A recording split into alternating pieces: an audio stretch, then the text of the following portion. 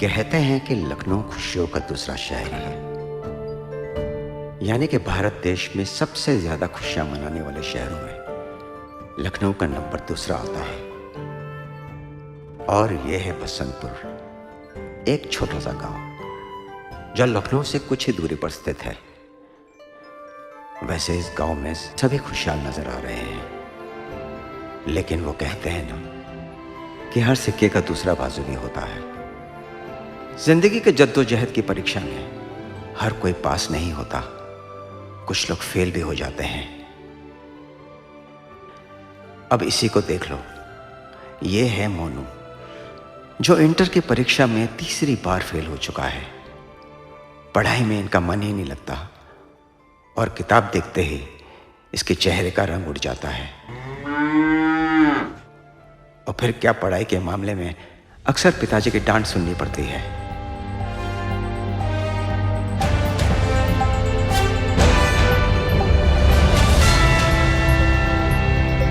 और इस वक्त की बड़ी खबर उत्तर प्रदेश में स्थित लखनऊ जिले से आ रही है। माना जाता है कि लखनऊ जिले से 15 किलोमीटर की दूरी पर बसा बसंतपुर गांव की पहाड़ियों की घाटी किला झील कई लोगों का मौत का कारण बन चुकी है।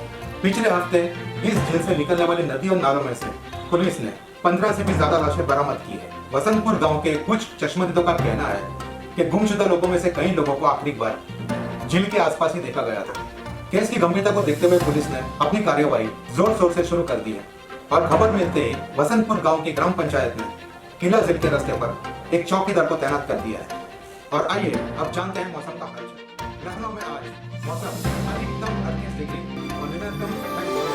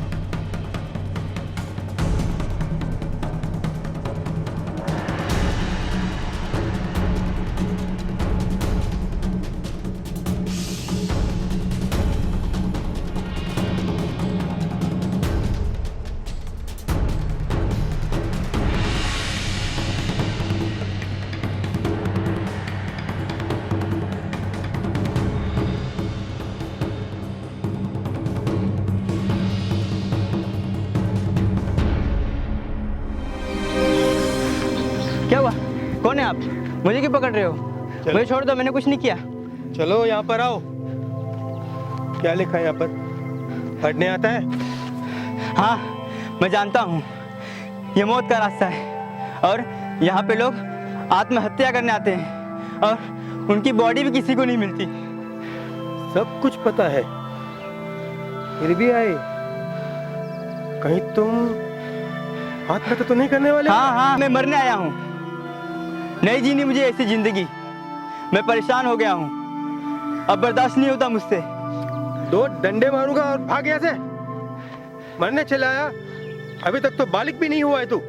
मेरा 18वां साल चालू है, मुझे सब पता है, मैं अपने फैसले खुद कर सकता हूँ। चुपचाप निकलो यहाँ से। मैं यहाँ का चौकीदार हूँ। खेलने कूदने की उम्र है तुम्हारी और मरने की बातें करते हो। मुझे जाने दो चाचा, बाबा मुझे बहुत मारेंगे। मैं इंटर की परीक्षा में तीसरी बार फेल हो गया और बाबा ने कहा था अगर मैं इस बार फेल हुआ तो वो मेरी टांगें तोड़ देंगे। मुझे और कोई रास्ता नजर नहीं आ रहा है, मैं उन्हें कैसे बताऊं? लेकिन आज नहीं तो कल उन्हें पता ही चल जाएगा।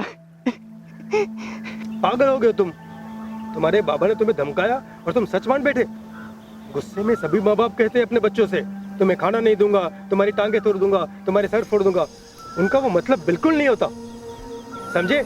वो ऐसे यूं कहते हैं ताकि बच्चे गलतियां ना करें। गलती तो मुझसे हो ही गई है। आज 3 दिन हो गए मैंने अपने परिणाम के बारे में पिताजी को नहीं बताया। क्या कहूँ उन्हें कि मैं फिर से फेल हो गया? देखो बेटा, रोना बंद करो। वो तुम्हारे बाबा है। घर चले जाओ, घर में सभी से अच्छा बर्ताव करो और मौका मिलता ही बाबा से बात करो तुम्हारे रिजल्ट के बारे में। फेल हो गए तो क्या हो गया, उनको यकीन दिलाओ इस साल तुम जरूर पास हो जाओगे। मुझे पूरा यकीन है वो मान जाएंगे क्योंकि वो एक पिता है। नहीं चाचा, मैं उन्हें नहीं बता पाऊंगा, मुझ में इतनी हिम्मत नहीं है। अगर आप यहाँ जाने से रोक रहे तो मैं कहीं और जाके आत्महत्या कर लूंगा, रेल की पटरी या किसी नदी या तालाब में जाके।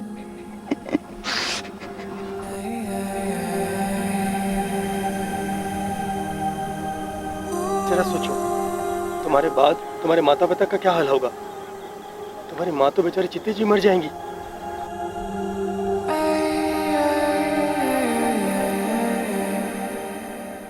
एक काम करो, तुम केवल 1 सप्ताह रुक जाओ।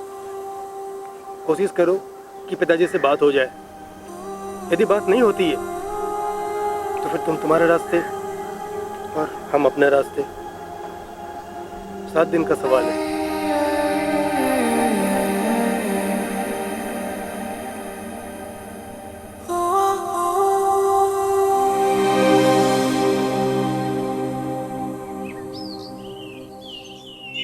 क्या पता ये अलग अलग रास्ते की बातें मनो की समझ में आया है या नहीं। कच्ची उम्र ये जिंदगी का बहुत ही अनोखा पड़ाव है। यदि इस उम्र में कोई रास्ता दिखाने वाला नहीं मिलता तो उन लोगों की जिंदगी एक अलग ही मोड़ ले लेती है और फिर उस मोड़ का उम्र से कोई वास्ता भी नहीं रहता। जिंदगी में होने वाले छोटे छोटे वाक़ये इंसान को बेबस कर देते हैं।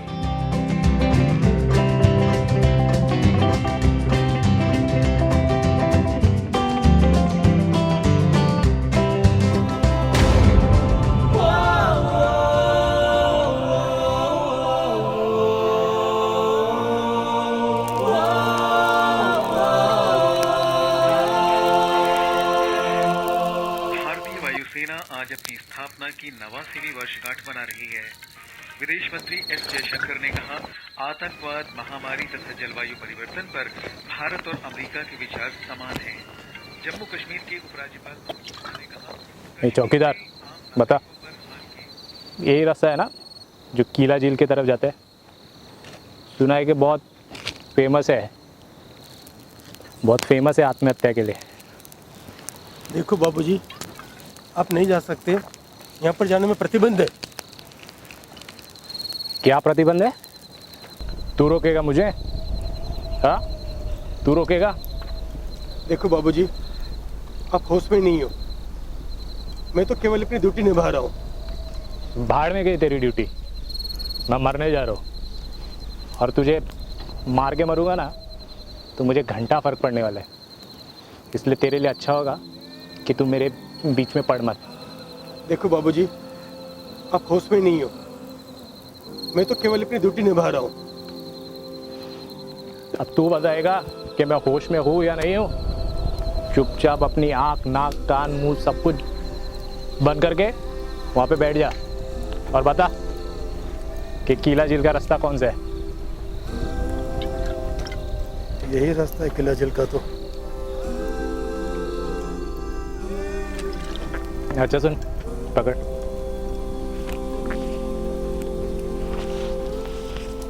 अच्छा बता, सिगरेट है तेरे पास? हमारे पास बीड़ी है। क्या बात है, ला पिला एक बीड़ी।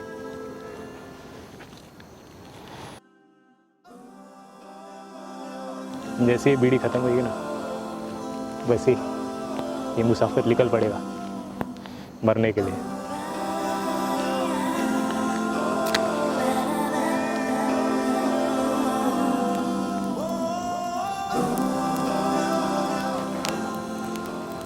भैया सॉरी यार, मैंने तुमको बहुत बुरा भला बोला। ऐसा सुनो, ये 2 मोबाइल है, रखो अपने पास, तुम्हारे काम आएगी। मरने के बाद मेरा क्या काम। और डरो मत, सब लॉक खोल दिया है। सिम होगा ना तो निकाल के फेंक देना, समझे ना।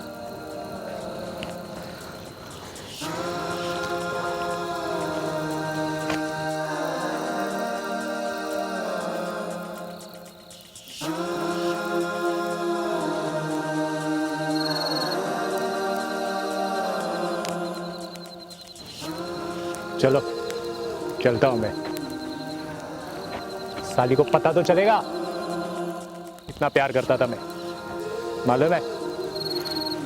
5 साल का रिलेशनशिप और एक छोटा सा झगड़ा हुआ, दूसरे से शगाई कर रही है। भैया जब मरूंगा ना तो मालूम पड़ेगा कि मैं कितना प्यार करता था। मेरा प्यार सच्चा था। और ये सारे लोग हैं ना जो उसको कोसेंगे कि एक आशिक मर गया तेरे प्यार में, तेरी बेवफाई में मर गया। भैया चलो चलता हूँ। अरे सुनो,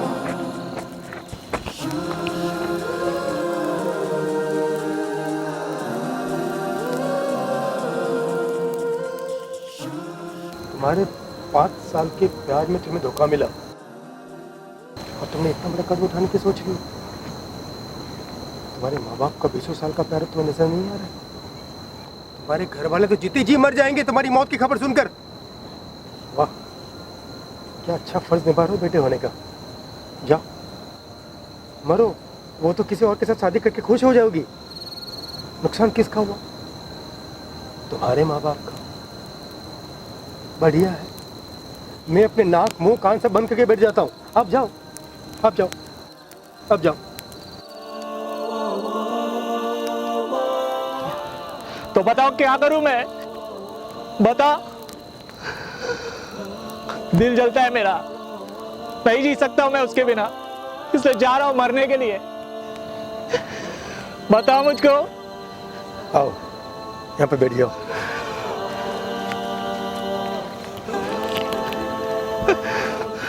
सबसे पहले हिम्मत से काम लो। मौत किसी चीज़ का हल नहीं है। तुम्हारे घर वाले के साथ प्यार करो। बहुत सी चीज़ तुम्हारे हाथ में है। क्या तुम्हारे लिए घर वाले का प्यार का कोई मोल नहीं है? लड़की के प्यार का बहुत मोल है। जरा सोचो, तुम्हारी माँ तुमसे कितना प्यार करती होगी, तुम्हारे पापा तुमसे कितना प्यार करते हैं, तुम्हारे भाई बहन तुमसे कितना प्यार करते होंगे। तुम्हारी मौत की खबर सुन के वो टूट से जाएंगे। तुम क्यों वो लड़की के लिए अपनी जिंदगी खराब कर रहे हो? थोड़ा वक्त दे दो अपने आप को। भैया आप सच बोल रहे हो, मेरे पास लड़की के लिए मैं मरने जा रहा था। मेरी माँ बाप, बहन, भाई, उनका सच्चा प्यार, उस लड़की के लिए सब कुछ भूल गया था। अपनों के प्यार के सामने गैरों की नफरत हम बहुत जल्द भुला सकते हैं। बिल्कुल भैया, आप कितने अच्छे हो। चलता हूँ। अरे सुनो, ये आपके मोबाइल और ये आपकी बोतल।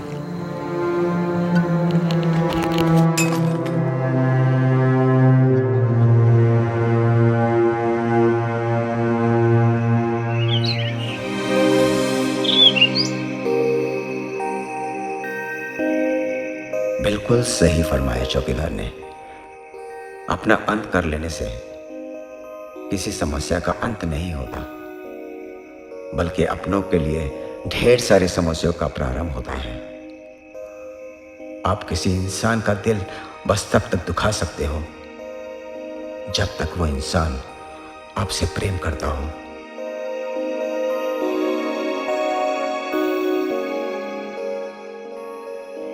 दुनिया बनाने वाले की अनोखी करामत है। कोई खुशियों के लिए रोता है तो कोई दुख की पनाह में रोता है।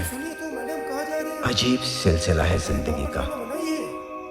कोई भरोसे के लिए तड़पता है तो कोई भरोसा करके तड़पाता है।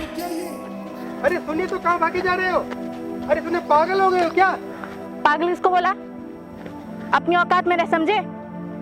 देखिए मैडम, इस पेड़ के आगे जाना मना ही है, सरकार के नियम अनुसार। गैर कानूनी आगे बढ़ना, आप मत जाइए वहां पर। जानते हो मैं कौन हूँ? जी मैं नहीं जानता।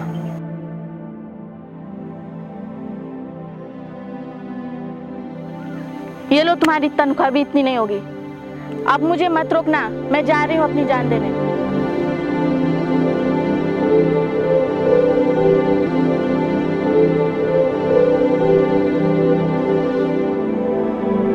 हाँ जाओ, मर जाओ। तुम्हारे माँ बाप भी मर गए हैं क्या? कमीने, मेरे माँ बाबू जी के बारे में ऐसा आ! आ!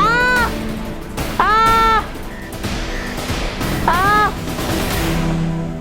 आ! छूना मत मुझे, घटिया इंसान। आ! आ! देखो, तुम मेरी बेटी जैसी हो। जिस माँ बाप की जवान बेटी मर जाए, वो तो जीते जी ही मर जाएंगे ना। आप तुम्हारी छोटी सी एक तकलीफ बर्दाश्त कर सकती नहीं हो। सोचो तुम्हारी मौत के बाद उनकी क्या हालत होगी। चलो मेरे साथ, बैठो संभाल के।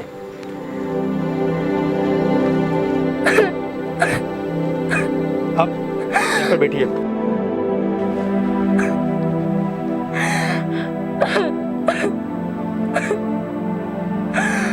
देखो, कांटा निकल गया है, कुछ वक्त में तुम्हारा दर्द बंद हो जाएगा।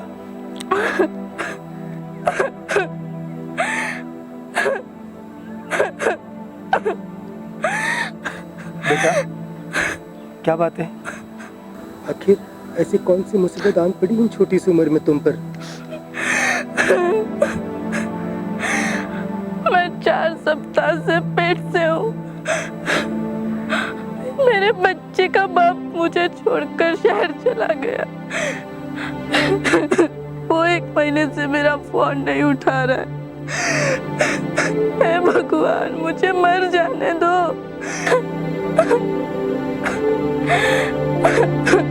देखो, अब बात तो तुम्हारी इज्जत पे आन पड़ी है। तुम्हारा आत्महत्या करना ही ठीक होगा। मगर मेरी एक बात मानोगी? तुम बड़ी होशियार लग रही हो। जिस व्यक्ति से तुमने इतने बड़े संबंध बनाए, 1 महीना उनका इंतजार किया, और जैसे आपने बताया, ना उन्होंने तुम्हारा फोन उठाया, ना तुम्हें फोन किया। तो ये भी तो हो सकता है कि वो बंदा किसी तकलीफ में फंसा हो, कोई मुसीबत में आन पड़ी हो। मेरी एक बात मानोगी? 1 महीना तो अपने इंतजार कर ही लिया, 7 दिन और इंतजार कर लो। हो सकता है 7 दिन में उनकी को कोई खबर आ जाए। यदि नहीं तो 8वें दिन आप यहाँ मेरे पास आ जाओ, तब मैं पैसे आपसे ले लूँगा और आपको किला झील की तरफ जाने दूंगा।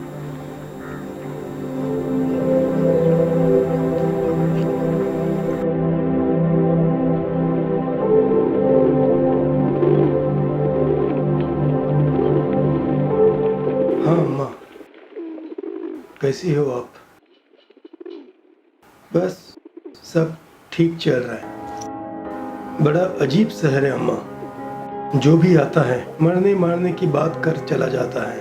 आंखें बंद कर लेने से मुसीबतों का अंत बिल्कुल नहीं होता, मगर मुसीबत आए बिना आंखें भी तो नहीं खुलती। कभी कभी लगता है कि इमोशनल रिलेशनशिप ऐसी गंभीर मानसिक बीमारियां हैं जिसमें मरीज ठीक नहीं होना चाहता। और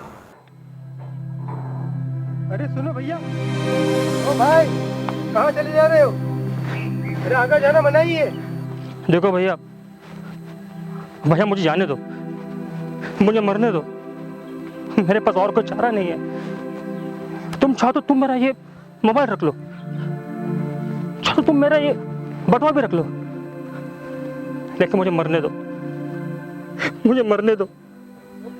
मेरे पास और कोई चारा नहीं है, मुझे मरने दो। देखो भैया, अब तुमने सोच ही लिया है तो मैं तुम्हें रोकूंगा नहीं।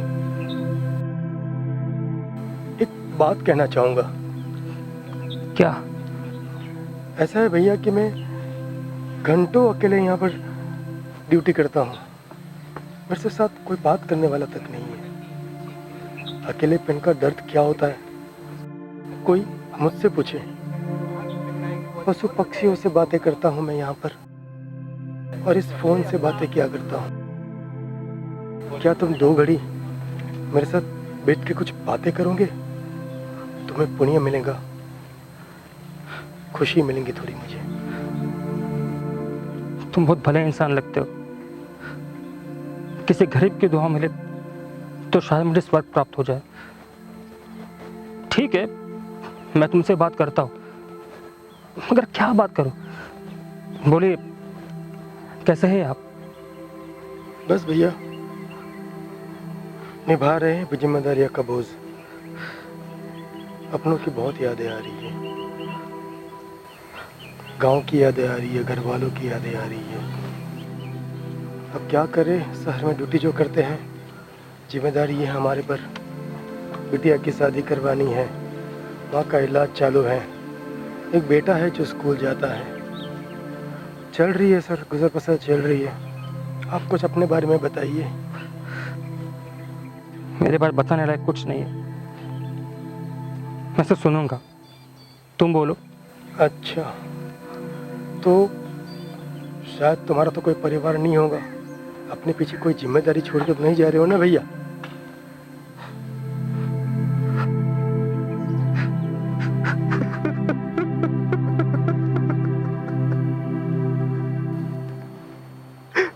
भैया मुझे एड्स है। पिछले हफ्ते में रिपोर्ट आया कि मैं HIV पॉजिटिव हूं। मैं किसी को मुंह दिखाने लायक नहीं रहा। क्या होगा मेरी पत्नी का जब उसे मालूम पड़ेगा कि मुझे एड्स है? अरे कभी ना कभी तो उसे मालूम पड़ेगा ही ना। मैं ये बीमारी उसे नहीं देना चाहता, मैं ये बीमारी उसे नहीं देना चाहता। धीरज रखो भैया, धीरज रखो। तुमने बताया कि तुम्हें पिछले हफ्ते में ही पता चला है कि तुम्हें एड्स है। मैंने कई बार रेडियो पर सुना एड्स बीमारी के बारे में। कहीं तुम्हारी पत्नी को, देखिए मैं तुम्हारी समस्या बढ़ाना चाहता नहीं हूँ, पर तुम्हारा घर परिवार चलाने वाला कोई तो है ना? कोई नहीं है, कोई नहीं है। मैं अकेला हूँ घर में कमाने वाला। मैं जानता हूँ कि मैं मेरे परिवार को मुसीबत में डाल रहा हूँ, मगर मैं क्या करूँ, क्या करूँ? मेरे पास मरने के अलावा और कोई चारा नहीं है। मेरे पास मरने के अलावा और कोई चारा नहीं है। भैया मेरी एक बात मानो, 1 सप्ताह रुक जाओ, अपने आप को 7 दिन का वक्त जरूर दो। हो सकता है इन 7 दिनों में कोई हल नजर आए। इस तरह से मरने से सारा परिवार जीते जी मर जाएगा।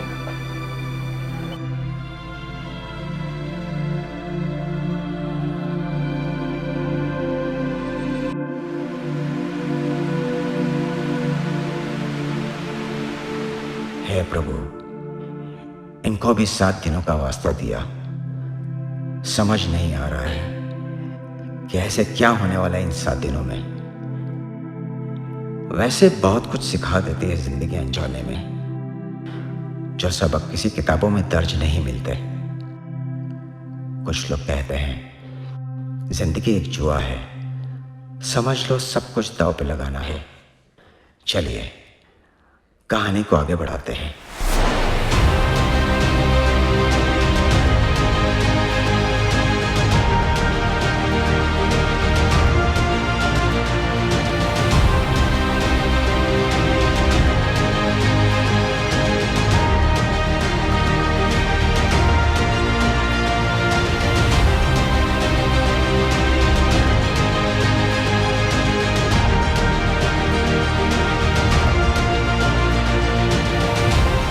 अरे ये क्या कर रहे हो? रुक जाओ, नीचे आ जाओ।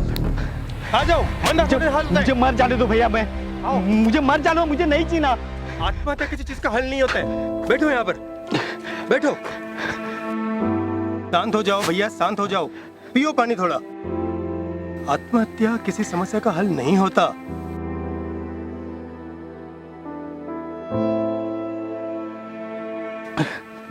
मेरे पास इसके अलावा कोई रास्ता नहीं भैया। आपने मुझे क्यों बचाया? क्यों क्यों? मगर बात क्या है, मुझे बताओ। क्या परेशानी है? मैं 1.5 लाख रुपया हार चुका हूँ जुए में, और जिन लोगों से मैंने उधारी लिया था वो मेरे से मांग रहे हैं। 2 महीने से धमकी दे रहे हैं मुझे। अगर मैं पैसा नहीं दे पाया तो मुझे मार देंगे, वो मुझे मार देंगे।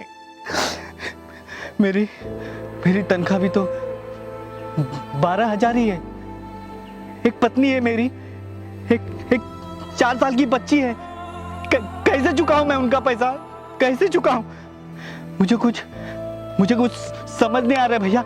इसलिए मैं मरना चाहता हूँ।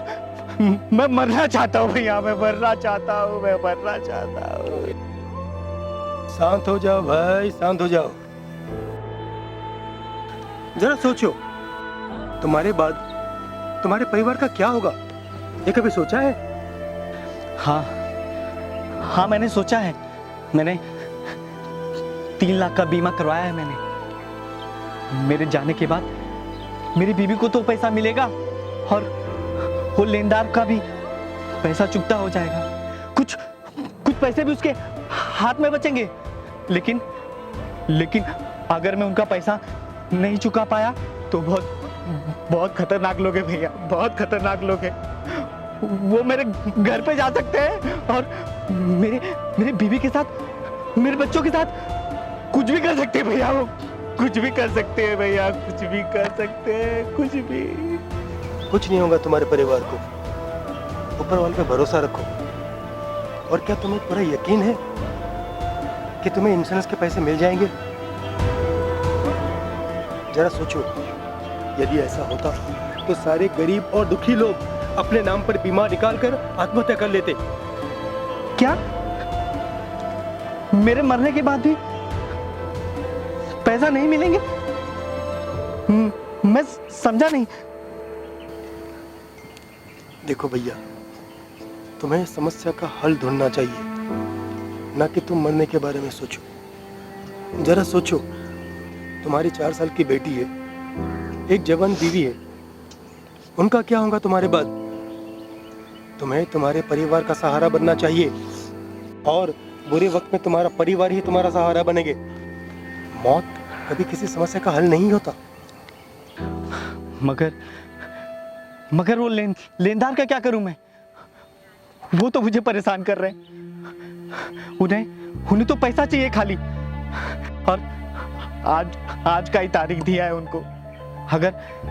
अगर आज मैं उनका पैसा नहीं दे पाया ना तो वो मेरे घर पे चले जाएंगे, और मेरी बीवी को जुए के बारे में भी सब कुछ बता देंगे, सब कुछ।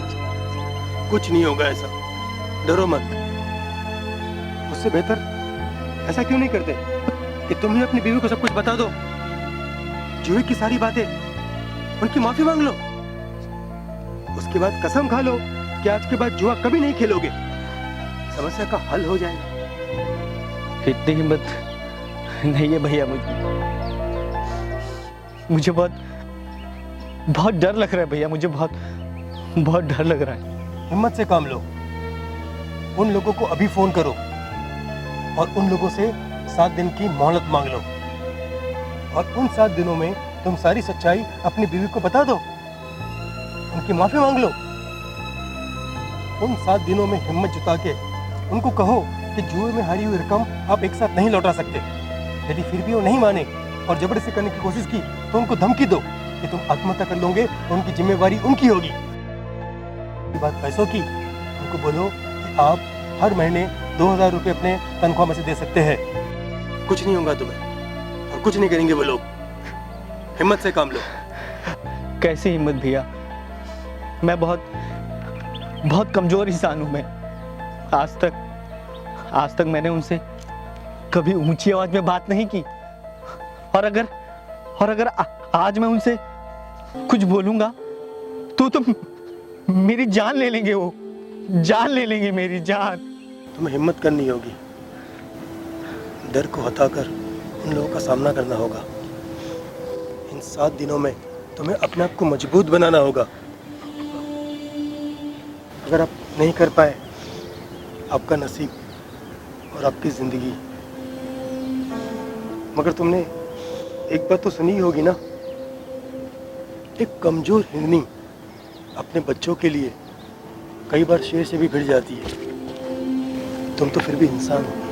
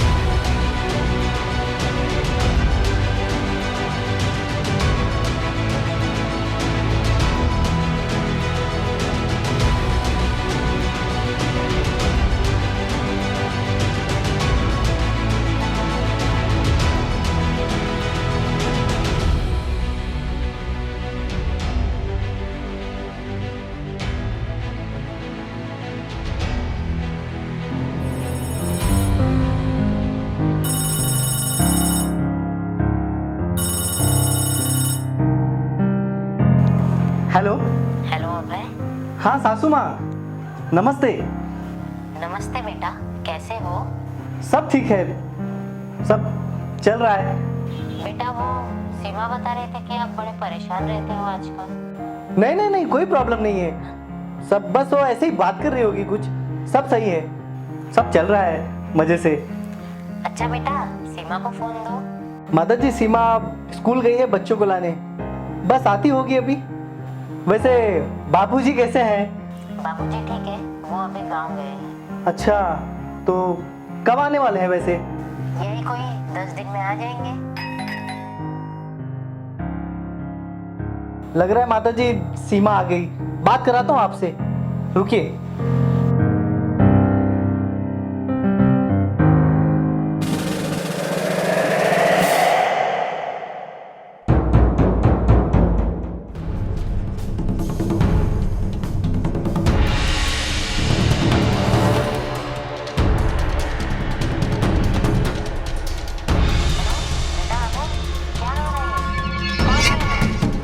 देख शाने, आज पैसा नहीं चुकाया ना तो देख तू, समझा क्या? और तो यहाँ है तेरी तारीख वारीख। अगर आज तूने रोकड़ा नहीं चुकाया ना, उठा कर लेके जाएंगे तेरे को, बोलता हूँ मैं। तो पहले कॉलर छोड़ो मेरा और जाओ यहाँ से। मेरे मेरी बीवी के आने का वक्त हो गया है, जाओ यहाँ से। तू ज्यादा शान बटी मत करो। देखो मैं तुम्हें 2000 दे सकता हूँ महीने का, उससे ज्यादा मेरी औकात नहीं है। अगर उससे ज्यादा तुमने मांगने की कोशिश की या जोर जबरदस्ती की तो मैं पुलिस स्टेशन जाऊंगा, और नहीं हुआ तो मैं आत्महत्या भी करूंगा, और एक चिट्ठी भी लिखूंगा, और उस चिट्ठी में तुम्हारा नाम जरूर लिखूंगा। मैं जरूर लिखूंगा। मैं 2000 ही दे सकता हूँ, मैं 2000 ही दे सकता हूँ, 2000 बस। हो ये क्या बोल रहे हो? 2000? क्या पागल हो गए क्या? एक काम करना भाई, महीने का 5000 तो कर तू कम से कम। बच्चे की फीस है, ये रूम का भाड़ा है, कहां से लाऊं? बोलो कहां से लाऊं? मैं आत्महत्या करूं क्या? करूं क्या आत्महत्या? मैं नहीं दे सकता। मैं 2000 बस 2000 दे सकता हूं मैं। चल छोटो, अपना तो वाट लग गया। हाँ भाऊ चलो। चलो। सुंदर, अति सुंदर। वाकई चौकीदार की बातें काम कर रही है। यूं लगता है किसी ने हिम्मत की पुड़िया कूट कूट कर भर दी है इस जन्म में। और हो भी क्यों नहीं, आखिर अपने बच्चे और परिवार के भविष्य की चिंता तो हर पिता को होती है।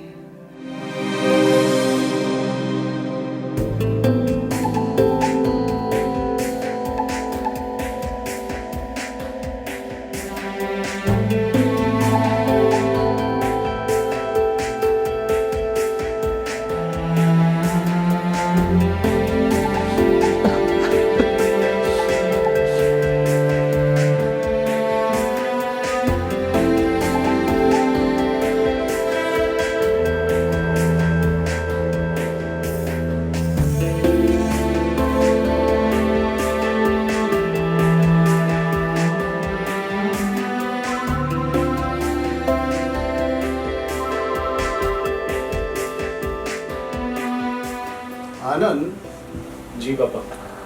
लास्ट वीक वो मेलोथ्राइन कंपनी की फाइल तुम्हें दी थी बेटा, उसका रिपोर्ट अभी तक तैयार नहीं हुआ। वो क्या है ना पापा, मैं किसी काम में उलझ गया था। कल सेकेंड हाफ से पहले मैं 100% तैयार कर दूंगा। बेटा एवरीथिंग इज ओके। कुछ दिनों से देख रहा हूँ तुम बड़े खोए खोए से लगते हो। क्या बात क्या है बेटा, बात क्या है? ऐसी कोई बात नहीं है पापा, आई एम फाइन। आनंद बेटा 2 मिनट के लिए मेरे केबिन में आ। जी पापा।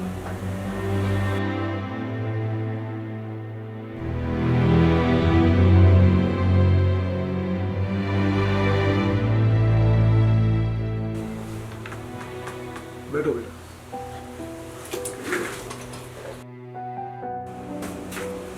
सक्सेना जी, अब हम मीटिंग में हैं, किसी को अंदर आने मत देना। जी सर। देखो बेटा, माँ बाप की दुनिया बच्चों से शुरू होती है और बच्चों पर ही खत्म हो जाती है। ये जो कुछ कर रहा हूँ सिर्फ तुम्हारे लिए कर रहा हूँ, तुम्हारे भविष्य के लिए कर रहा हूँ। देखो बेटा, यदि कोई ऐसी बात है तो तुम मुझे बता सकते हो, एक दोस्त की तरह।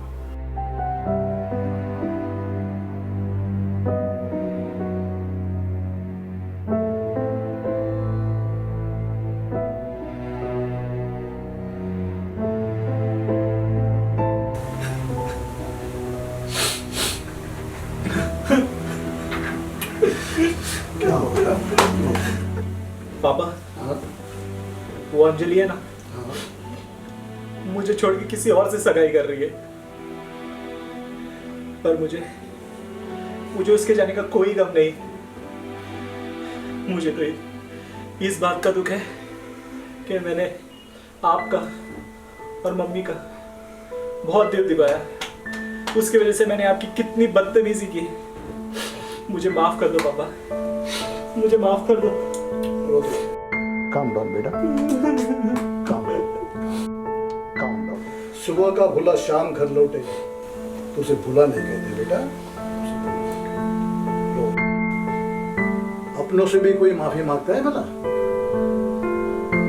और बात रही वो लड़की की, हमारे जो पार्टनर है सिंघानिया साहब, वो तुम्हारे लिए रिश्ता मांग रहे हैं। इकलौती लड़की है, ब्यूटीफुल है। अबे बच्चों जैसा रोना धोना बंद करो और तैयार हो जाओ। आज शाम को पूरा परिवार हम डिनर के लिए बाहर जाएंगे।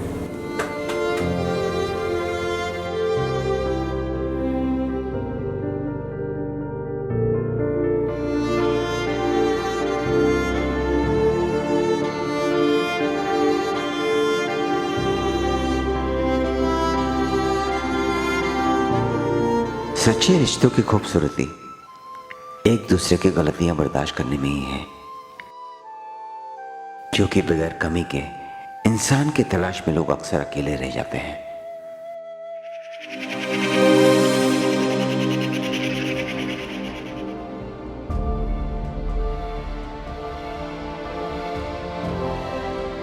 स्नेहा,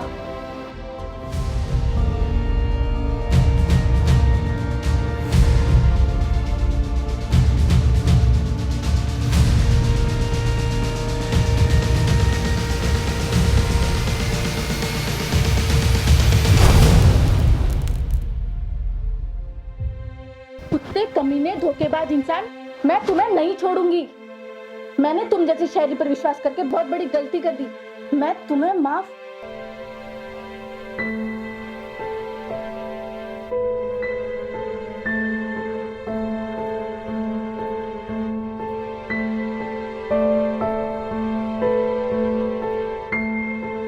स्नेहा, प्लीज मेरे बात का यकीन करो। मैं बहुत बड़ी मुसीबत में फंस गया था। मेरा एक्सीडेंट हो चुका था और मेरा मोबाइल, पर्स सब कुछ चोरी हो गया था। कुछ भले लोगों ने मेरी जान बचाई। कुछ दिनों तक मैं खड़ा भी नहीं हो पा रहा था। आज जैसे तैसे हिम्मत करके आज सीधा तुम्हारे पास ही आया हूँ।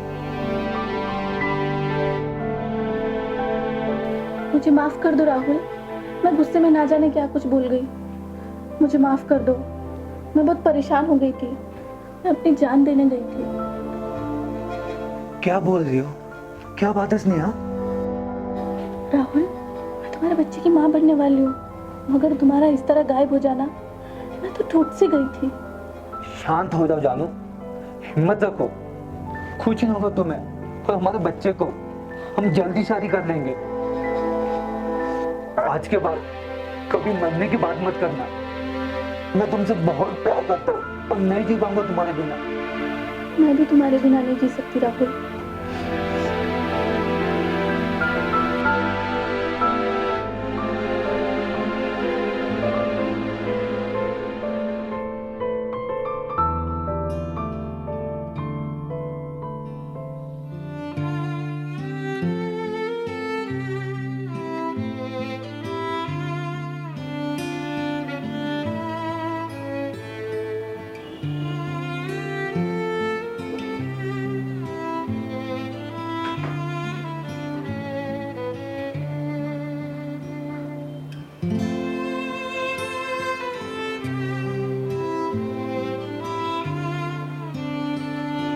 स्मिता, तुम रो रही हो? क्या बात है? क्या बात है? यही तो मुझे तुमसे पूछना चाहिए कुणाल। दरअसल स्मिता, ऑफिस का काम का लोड बहुत बढ़ गया था, इसलिए मैं देर रात तक। फिर ये क्या है?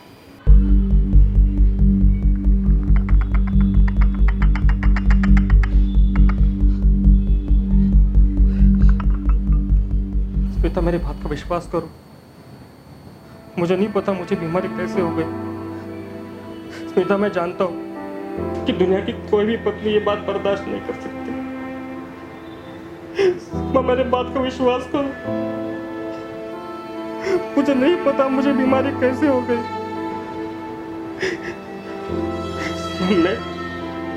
सीमा, मैं तुम्हारा सामना नहीं कर पाता था,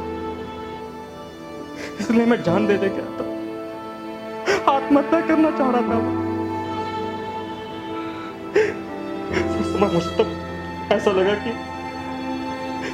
मेरे वजह से बीमारी तुम्हें हो गई, तुम्हें कुछ हो गया तो हमारे बच्चों का क्या होगा। सीमा, मुझे माफ कर दो सीमा, मुझे माफ कर दो। कुणाल, काम डाउन कुणाल, तुम सोच भी कैसे सकते हो मरने की। अर्धांगिनी हूँ मैं तुम्हारी, मेरा फर्ज बनता है तुम्हारा हर कदम पे साथ देना। बस तुम हिम्मत मत हारना कुणाल, हमें अपने बच्चों के लिए हिम्मत रखनी होगी। मैं तुमसे और बच्चों से बहुत प्यार करती हूँ। हमारी सबसे बड़ी पाठशाला हमारा परिवार ही होता है।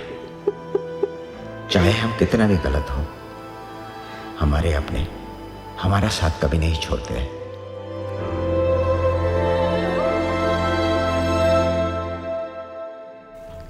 भाई वाह, 7 दिनों वाली तरकीब तो काम कर रही है। दिल से दुआ मिलेगी इस चौकीदार और उसके परिवार को, जिन्होंने हौसला दिया है कि हार और जीत आपके सोच पर निर्भर करती है। मानो तो हार होगी और ठान लो तो जीत होगी। मोनू, ओ मोनू, आए बाबूजी। आपने बुलाया बाबूजी? क्या बात है मोनू, आजकल तुम ताऊजी और नन्हे की बहुत मदद कर रहे हो। जी, ऐसी कोई बात नहीं है। और तुम्हारी इंटर की परीक्षा का क्या हुआ? ओ बाबूजी, अभी तक आया नहीं है, 2-4 रोज में आते ही मैं आपको बता दूंगा। देखो बेटा, कोई भी काम लगन से करोगे तो सफलता जरूर मिलेगी, जैसे तुम घर के काम पूरी लगन के साथ करते हो। बाबूजी, मैं हर काम लगन के साथ ही करता हूँ। देखो बेटा, मैं जानता हूँ कि तुम परीक्षा में नापास हो गए हो, तुमने ये बात अपने बाबूजी से छुपाई क्यों? मुझे माफ कर दो बाबूजी, मैं फिर से फेल हो गया हूँ। मुझे एक बार फिर से मौका दो, मैं इस बार पक्का पास हो जाऊंगा। मुझे माफ कर दो बाबूजी।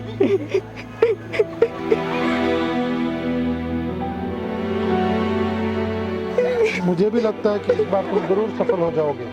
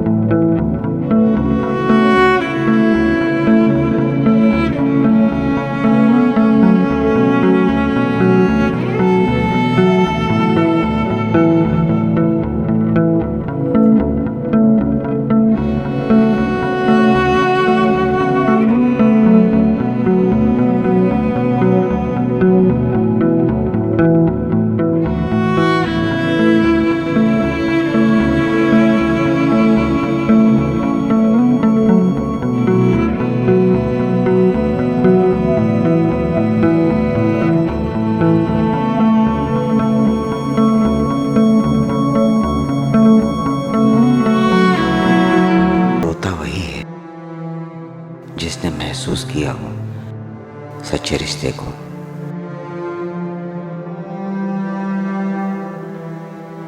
जाने वाले चले जाते हैं, मगर उनके अपनों के लिए और उनके चाहने वालों के लिए ये दर्दनाक घड़ी को बुलाने में एक अरसा गुजर जाता है।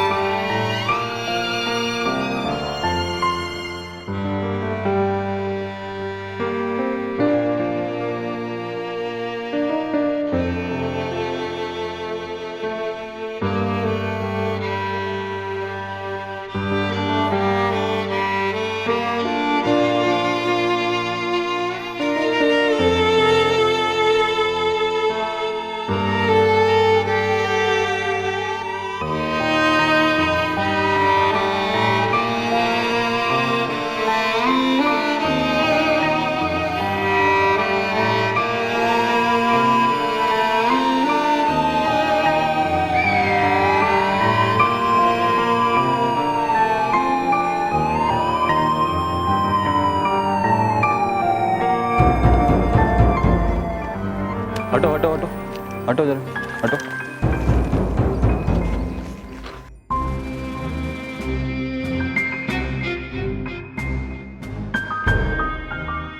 देखो हरिराम जरा चेक करो।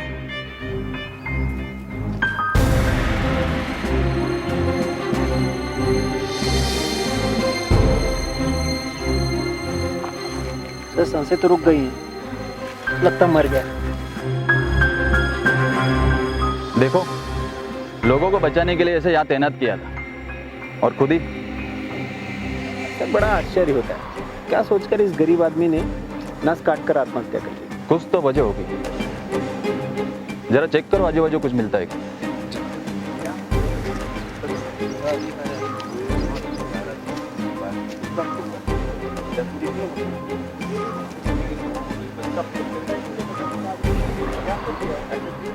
हरिराम जैक भी चेक करो, जैब देखो।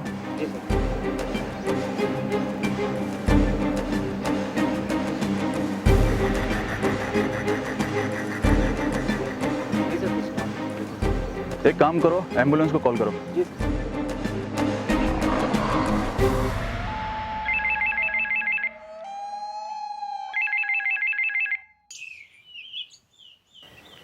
प्रणाम सरपंच जी। क्या बात है दरोगा जी, सब ठीक तो है ना? किला जेल पर जो चौकीदार है उसने अपने हाथ की नस काटकर खुदकुशी कर ली। अरे बाप रे, गरीब आदमी ने आत्महत्या कर ली। ऐसी कौन सी परेशानी होगी बेचारे को?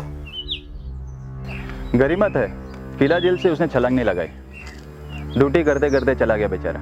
ठीक है दरोगा जी, आप कानूनी कार्रवाई पूरी कीजिए, हम उनकी बॉडी को गांव पहुंचाने का प्रबंध करते हैं। जी अच्छी बात है, नमस्ते। नमस्ते। सर जी आसपास कुछ मिला नहीं, पता आत्महत्या का मामला है। सुनो, सबसे पहले बॉडी को किसने देखा? मैंने देखा सर। क्या नाम है तुम्हारा? गुड्डू साहब। पूरा नाम क्या है? गुड्डू ठाकुर सर। कहाँ रहते हो? सर इसी गांव में रहते हैं। बताओ क्या देखा तुमने यहाँ? साहब मैं सुबह लकड़ी काटने जब जा रहा था साहब, मेरी नज़र केसरिया पे पड़ी। मैं जब उसके पास गया साहब तो खून में लथपथ था वो। मैं घबरा गया साहब, मैंने तुरंत 100 नंबर पे डायल किया। मैंने आपको बुलाया साहब। ये केसरिया का पूरा नाम क्या है? केसरिया दुबे नाम था। और क्या जानते हो उसके परिवार के बारे में? जी सर जानते हैं उसके। सर जी हाँ सर जी, बॉडी के नीचे से एक मोबाइल फ़ोन मिला है, लेकिन आश्चर्य की बात यह है कि इस इंस्ट्रूमेंट में सिम कार्ड नहीं है। लगता है गाना और रेडियो सुनने के लिए यूज़ करता होगा मोबाइल ये। नहीं सर, देखा था मैंने उसे पिछले हफ्ते इसी मोबाइल से अपने माता जी से बात कर रहा था। हाँ, मैंने भी देखा इसे फोन पे बात करते हुए। क्या बात करो भैया? इसके परिवार में तो कोई बच्चा ही नहीं है। ये क्या बोल रहे हो तुम? क्या मतलब? हाँ साहब, पिछले महीने जो सीतापुर में बाढ़ आई थी, बेचारे का सारा परिवार मारा गया साहब। उसके परिवार के जाने के बाद बहुत दुखी रहता था साहब। 2 वक्त की चाय और 1 वक्त की खाना खाता था साहब। मेरे से काफ़ी अच्छी दोस्ती थी साहब।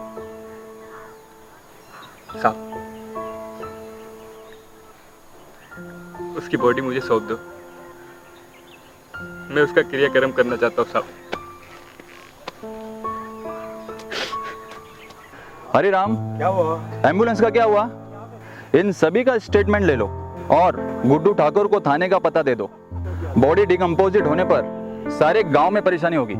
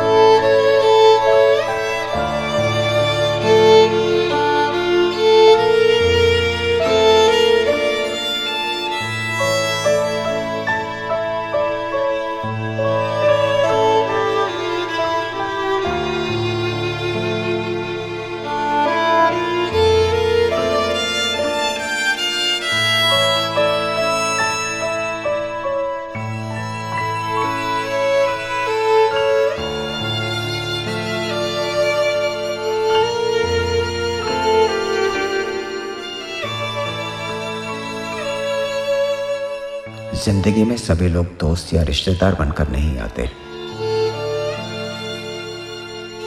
कुछ लोग सबक बनकर भी आते हैं। अलविदा, अपना ख्याल रखें।